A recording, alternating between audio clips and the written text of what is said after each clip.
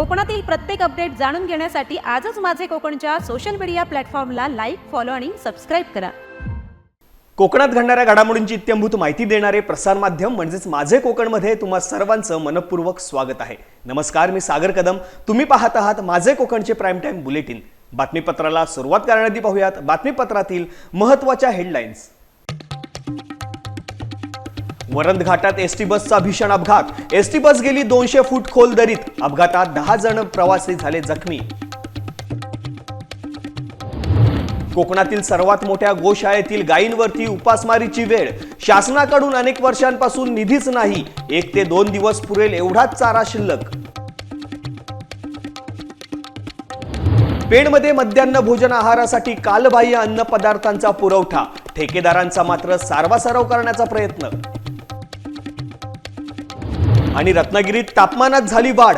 उन्हामुळे नागरिकांची झाली लाही. सर्वच भागात तापमानाचा पारा 40 पार.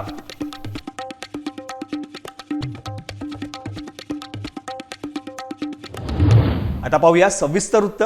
महाड तालुक्यात वरंध घाटातून महाडच्या दिशेने एसटी बस येत असताना चालकाचा गाडीवरील ताबा सुटल्याने अपघात झालाय. एसटी बस जवळपास 200 फूट खोल दरीमध्ये गेली आहे.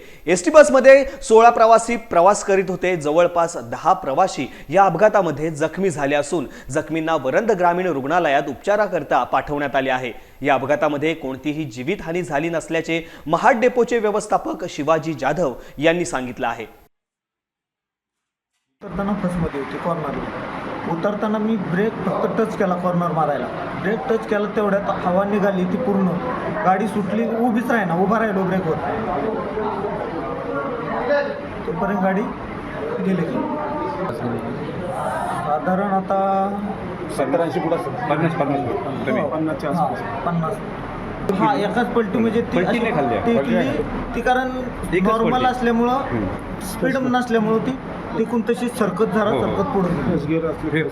खेडमधील लोटे या ठिकाणी असलेल्या ज्ञानेश्वर माऊली जीवनमुक्तीधाम संस्थेच्या गोशाळेमध्ये सद्यस्थितीत 1100हून अधिक गायी आहेत. संस्थाचालक भगवान कोकरे महाराज हे या देशी गायींचे संवर्धन करतात. त्यांच्या या गोशाळेमध्ये महामार्गावर अपघात, अपंग झालेल्या गायी, तसेच कत्तलखान्यात नेण्यापासून वाचवण्यात आलेल्या गायी, तसेच शेतकऱ्यांकडून भाकड झालेल्या गायी ते सांभाळतात, त्यांचे संगोपन करतात. सद्यस्थितीत आता या गोशाळेमध्ये 1100हून अधिक गायी आहेत. लहान वासरे देखील आहेत. मात्र उन्हाळ्यामध्ये चाऱ्याचे मोठे दुर्भिक्ष निर्माण झालेले आहे. उन्हाळ्यात सगळीकडेच वणवा लागला जातो. त्यामुळे डोंगरांमध्ये देखील चारा शिल्लक नाहीये आणि बाहेरून चारा विकत आणण्यासाठी संस्थेकडे निधी देखील नाहीये. केवळ 2च दिवस पुरेल एवढा चारा शिल्लक असल्याने हजारो गायी उद्यापासून काय खाणार असा प्रश्न उपस्थित झालेला आहे. मी हरिभक्त परायण भगवान कोकरे महाराज, श्री संत ज्ञानेश्वर माऊली जीवनमुक्तीधाम सेवा संस्थान गोशाळा लोटे परशुराम तालुका खेड जिल्हा रत्नागिरी या गोशाळेतून आज आपल्या सर्वांना, आमच्याकडे एकूण 1100 गायी आहेत आणि या गायी कत्तलखान्याला जाताना सोडवलेल्या, रस्त्यावर अपघातात जखमी झालेल्या किंवा शेतकऱ्यांनी सांभाळू शकत नाही, उत्पन्न देत नाही म्हणून ह्या देशी गायींना या ठिकाणी आणून सोडलेल्या गायी आहेत. गेली 17 वर्षापासून आमची गोशाळा या ठिकाणी गोसंगोपनाचं काम करते. परंतु गेल्या 2 वर्षात जवळजवळ 4 उपोषणं आपण केलेली आहेत. महाराष्ट्र शासनाकडे गायी जगवण्यासाठीच्या ज्या मागण्या आहेत त्या प्रलंबित आहेत आणि आज पूर्णपणे चारा संपल्यानंतर गायींवर उपासमार येण्याची वेळ आहे आणि म्हणून सोमवार 17 मार्च 2025 पासून आपण या गोशाळेमध्ये आमरण उपोषणाला बसतोय. कारण गायी जर उपाशी तडफडत असतील तर मी जेवू कसा.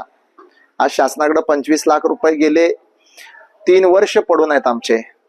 मुख्यमंत्री साहेबांनी सही केलेली आहे, शिफारस केलेली आहे, पशुसंवर्धन मंत्र्यांनी शिफारस केली आहे, तरी सुद्धा मिळालेलं नाही. 5 लाख रुपयापेक्षा 5.5 लाख रुपये जवळजवळ लाईट बिल आलेलं आहे. आणि असे प्रश्न, आमच्या जागेचा प्रश्न गेले अनेक दिवस शासनाला सोडवण्यासाठी आपण विनंती करतोय. माझे हात जोडून मायबाप शासनाला विनंती, आपण गायीला राज्यमातेचा दर्जा दिलाय, त्या राज्यमातेला चारा पाणी सुद्धा लागतं याचा विचार करावा. या कोकणच्या धर्तीवर 4ही साईडनं वणवा जाऊन सगळं जळून गेलेलं आहे आणि म्हणून मी आज विनंती करतो महाराष्ट्र शासनाला, सर्वांना, की आपण सहानुभूतीपूर्वक या गोष्टीचा विचार करावा. या 1100 गायींना अन्न पाण्या वाचून तडफडून मरू नयेत याकरता आपण माझ्या उपोषणाचा सकारात्मक विचार करून दखल घ्यावी विनंती करतो. साहेब, आजूबाजूला नोव्हेंबर पासूनच पूर्ण वणवा लावून काही समाजकंटकाने टाकलेले, दरवर्षीच घडतं. परंतु आत्ता गोशाळेमध्ये फक्त आजचा दिवस जाईल आणि फार तर उद्या सकाळची वेळ जाईल, याच्यापेक्षा चारा नाही. 50 लाख पेक्षा जास्त कर्ज झालंय, 10% व्याजाने काही पैसे वापरतोय मी. आणि यांच्या पोटातली खळगी भरताना आपण सगळ्या गायी पाहू शकता. आणि या सगळ्या गायींना आजपर्यंत जिवंत ठेवलंय, पण याच्या पुढे काहीच राहिलेलं नाही. म्हणून मी हातबल होऊन उद्याच्या उपोषणाला बसतोय. आज या गायींना मी माझ्या आईसारखं सांभाळलेलं आहे, तिला आई म्हणून दर्जा दिलेला आहे. तुम्ही कुणालाही आजपर्यंत एक घासाची भूक राहू दिलेली नाही. आणि जर उद्यापासून त्या उपाशी राहत असतील, उद्यापासून त्यांचं जर अन्न पाणी वाचून त्या हंबरडा फोडणार असतील, तर मी माझ्या तोंडात घास कसा घेऊ? आणि म्हणून मी सगळं माझं आहे तेवढं संपवून शेवटच्या क्षणाला येऊन उद्या 17 तारखेपासून उपोषणाला बसण्याचा निर्णय घेतलेला आहे. पेण येथील पोषण आहारामधील उंदीर प्रकरण ताजे असतानाच आज पुन्हा एकदा ठेकेदाराकडून कालबाह्य अन्नपदार्थाचा पुरवठा करण्यात आलाय. परंतु मध्यान्ह भोजन आहार तयार करणाऱ्याच्या सतर्कतेमुळे हा प्रकार समोर आलेला आहे. कर्जत येथील सब ठेकेदार सचिन देशमुख यांच्या मार्फत पेण येथे मध्यान्ह भोजन आहाराचा सामान पोच करण्यात येतो. मात्र आज आलेल्या सामानामध्ये हळद, मीठ, मिरची पावडर यांचे पॉकेट मुदतबाह्य होते. ठेकेदाराने ही बाब निदर्शनास आणून दिल्यानंतर पुरवठा करणाऱ्या ठेकेदाराने बदलून देतो, तक्रार करू नका अशी विनंती केली. मात्र प्रसार माध्यमांच्या प्रतिनिधींनी यामध्ये हस्तक्षेप करून हा सर्व प्रकार सर्वांसमोर आणलाय. महाराष्ट्र शासनाकडून विद्यार्थ्यांना शिष्यवृत्तीचा प्रकल्प राबवला जातो. त्यामध्ये पेण तालुक्यात जो खिचडीसाठी सामान येतो त्यामध्ये हळद असेल, मीठ असेल, तिखट असेल, कडधान्य असतील, हे अत्यंत निकृष्ट दर्जाचे एक्सपायरी डेट झालेले सगळे पदार्थ इथे येतात.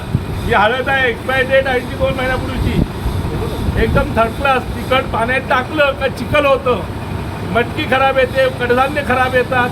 मुलांना अक्षरशः सडलेले धान्य दिलेलं जातं. ह्या जबाबदार कोण? असे जे कॉन्ट्रॅक्टर आहेत ज्यांनी हा माल पुरवला जातो त्यांच्याकडून, त्यांना तात्काळ त्यांना बंद करा. त्यांच्याकडनं एक कॉन्ट्रॅक्ट काढून घ्या आणि चांगल्या प्रतीचं धान्य जर मुलांना देत नसेल तर महाराष्ट्र शासनाने हा प्रकल्प बंद करा.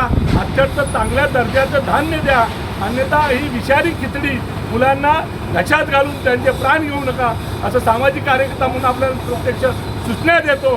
नाहीतर ह्याच्या पुढे मोठं उग्र आंदोलन केलं जाईल.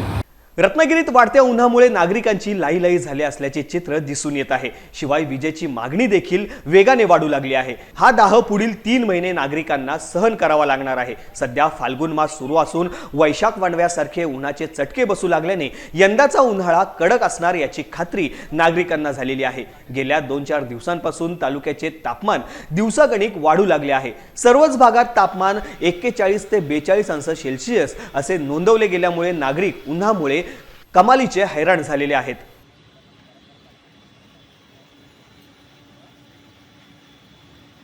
हुताशनी पौर्णिमेनंतर होम लागल्यानंतर तसेच देवीच्या सहाणा भरल्यानंतर गावदेवीच्या पालख्या घरोघरी भक्तांच्या भेटीसाठी जातात.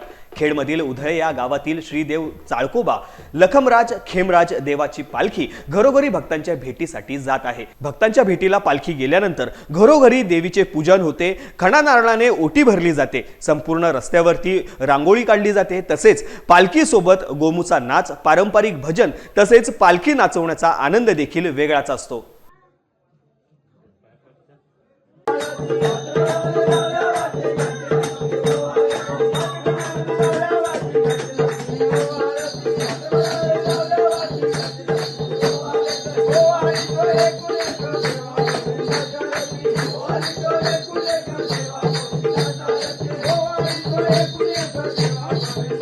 कोकणातल्या प्रत्येक व्यक्तीच्या जिव्हाळ्याचा सण म्हणजे शिमगा. राज्याचे उद्योगमंत्री असलेले उदय सामंत यांनी पाली या मूळ गावी शिमगोत्सवाला हजेरी लावली. यावेळी त्यांना ढोल आणि ताशा वाजवण्याचा मोह आवरता आला नाहीये. मुख्य गोष्ट म्हणजे जुन्नरचे आमदार शरद सोनावणे हे देखील आवर्जून कोकणातला शिमगा पाहण्यासाठी हजर राहिलेत. ते शिमगा आम्हाला काय देऊन जातो याच्यापेक्षा आम्हाला सगळ्यांना मानसिक समाधान मिळतं. ज्या गावात मी लहानाचा मोठा झालो, ज्या गावानं मला माझ्या राजकारणाच्या सुरुवातीला आशीर्वाद दिले, त्याच गावाचा शिमगा मी माझ्या बघण्यात तर मी चुकवला असं कधी झालं नाही. आणि म्हणून मला असं वाटतं की या शिमगाला आल्यानंतर प्रत्येक कोकणी माणसाला ऊर्जा मिळते. ज्या क्षेत्रामध्ये कोकणी माणूस काम करतोय, मग राजकारण असेल, नोकरी असेल, धंदे असेल, त्या देवाच्या आशीर्वादानं मला ऊर्जा मिळत असते. आणि म्हणूनच सगळे मुंबईकर, पुणेकर जे चाकरमानी म्हणून तिथं आहेत ते शिमग्याला आणि गणपतीला कोकणामध्ये येतात. नाही, मला नाही असं वाटत काही ठिकाणी हे शिमगे बंद आहेत. आता आमच्या गावाची जर परंपरा आपण बघाल तर हा शिमगा आमच्या खोतांच्या नेतृत्वाखाली चालतो, आमच्या मानकऱ्यांच्या गावकऱ्यांच्या नेतृत्वाखाली चालतो. आणि मी किती जरी मोठा असलो, मी आज राज्याचा उद्योगमंत्री आहे, तरी एक ग्रामस्थ म्हणून, एक गावकरी म्हणून या शिमग्यामध्ये मी सामील होतो. काही ठिकाणी गावकऱ्यांचं पटत नाही, अशा ठिकाणी 2 शिमगे झालेले आहेत किंवा शिमगे बंद होऊन 144 कलम लागलेला आहे. आणि म्हणून मला आनंद आहे की माझा शिमगा बघायला आज पुण्यातनं माझे आमदार सहकारी इथे आले. त्याच्यामुळे कोकणामध्ये जो शिमगा होतो तो आदर्श होतो हे आमदार साहेबांनी शिक्कामोर्तब केलं. नाही, सर्वसामान्य माणसामध्ये कोकणात राहिलो तरच मंत्री होता येतं ही जाणीव मला आहे. कारण ज्या लोकांनी मला आशीर्वाद दिले, ज्या लोकांमध्ये मी खेळलो, वाढलो, त्या सणामध्ये जर मी सामील झालो नाही आणि मी कोणतरी मोठा आहे, उद्योगमंत्री अशा आविर्भावात राहिलो तर भविष्यामध्ये राजकारणात मी छोटा होऊ शकतो याचं देखील मला कल्पना आहे.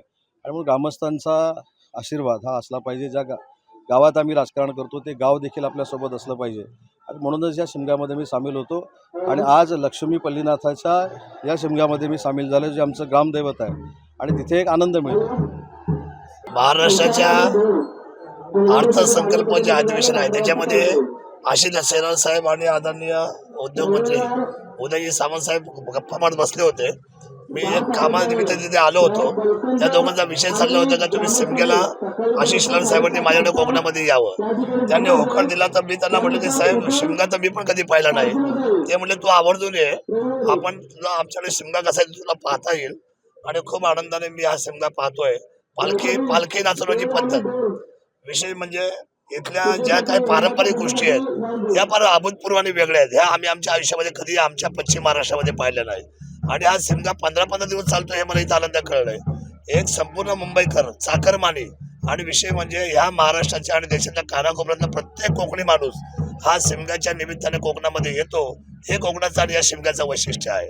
औरंगजेबाची कबर हटवण्याची मागणी करणे म्हणजे छत्रपती शिवाजी महाराज यांचा जाज्वल्य इतिहास पुसण्यासारखा प्रकार असल्याचं काँग्रेसचे प्रदेशाध्यक्ष हर्षवर्धन सकपाळ म्हणाले आहेत. औरंगजेबाची जी कबर आहे ती शिवाजी महाराजांचं जे शौर्य आहे आणि शिवाजी महाराजांचा पराक्रम जो आहे हा दर्शवणारी देखील ती त्या ठिकाणी त्यांची कबर आहे. आणि शिवाजी महाराजांचा मृत्यूनंतर 28 वर्षांनी औरंगजेबांचा मृत्यू झालेला आहे.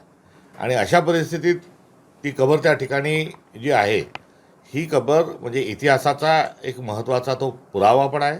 आणि दुसऱ्या बाजूला हिंदू म्हणून जी संस्कृती आपल्या देशामध्ये जी सांभाळली जाते, जी त्या संस्कृतीसोबत जो अध्यात्म आहे, जी परंपरा आहे, जी संस्कृती आहे, ती संस्कृती देखील आपल्याला जी शिकवण देते त्यानुसार आपण बोललं पाहिजे. विश्व हिंदू परिषद आणि बजरंग दल हे जर त्याचं अनुकरण करत असतील तर त्यांनी त्यांच्या या वक्तव्याचा आणि या स्टंटचा त्यांनी विचार करावा. रावणाने औरंगजेब जितका क्रूर होता आणि ज्या पद्धतीनं राज्यकारभार चालवत होता तेवढ्याच क्रूर पद्धतीनं आज देवेंद्र फडणवीस सरकार हे तेवढ्याच क्रूर पद्धतीने आज वागत आहे. संतोष देशमुखची झालेली हत्या हे क्रूरपणाचं एक लक्षण आहे. स्वारगेटमध्ये झालेला बलात्कार हा त्याचं लक्षण आहे. रावेरच्या खासदार ज्या केंद्रात मंत्री आहेत त्यांच्या घरातील लेकीबाळी सुरक्षित नाही हा त्यातला पुरावा आहे. त्यामुळे घाशीराम कोतवाल महाराष्ट्राचा गृहविभाग चालतोय का हाही प्रश्न त्यानिमित्त. औरंगजेब हा निश्चित क्रूर होता. त्यांनी त्यांच्या क्रूरपणाचे स्वतःचा जो भाऊ होता दाराशिका त्याचा त्यांनी खून केला. त्यांचा जो दुसरा छोटा भाऊ होता त्याला विष देऊन त्यांचाही मृत्यू औरंगजेबाने केला. स्वतःचे जे वडील आहे शहाजहान यांनाही त्यांनी नजरकैदेमध्ये ठेवलं. त्यामुळे एकंदरीत त्यांनी त्यांच्या घरच्या लोकांनाही सोडलं नाही, इतका क्रूर औरंगजेब होता. आणि अशा क्रूर माणसाची जी काही कुठे काही कबर विवर असेलही तर ती क्रूर म्हणूनच त्या ठिकाणी आहे. त्यामुळे तो काही वीरत्वाची ती कबर नाही आणि ती क्रूरपणाचीच कबर आहे. आणि ती कबर शिवाजी महाराजांच्या जाज्वल्य इतिहासाची साक्षी देखील एका बाजूला आहे. चिपळूण तालुक्यातील डेरवन येथे सुरू असलेल्या युथ गेम्समध्ये टेबल टेनिस स्पर्धेत कोल्हापूरने वर्चस्व राखला आहे, तर बॅडमिंटन स्पर्धेत सिंधुदुर्ग प्रथम तर सातारा जिल्हा द्वितीय स्थानावरती राहिला आहे. टेबल टेनिस स्पर्धेमध्ये एकूण 24 जणांनी सहभाग घेतला होता. त्यामध्ये कोल्हापूरचे 14, साताऱ्याचे 9 व सिंधुदुर्गाचा 1 यांनी यश प्राप्त केले आहेत. तर बॅडमिंटन स्पर्धेमध्ये एकूण 21 खेळाडूंनी सहभाग नोंदवला. यामध्ये सिंधुदुर्ग 8, सातारा 7, रत्नागिरी 3, सांगली 2 व मुंबई 1 अशा खेळाडूंनी यश मिळवले आहे.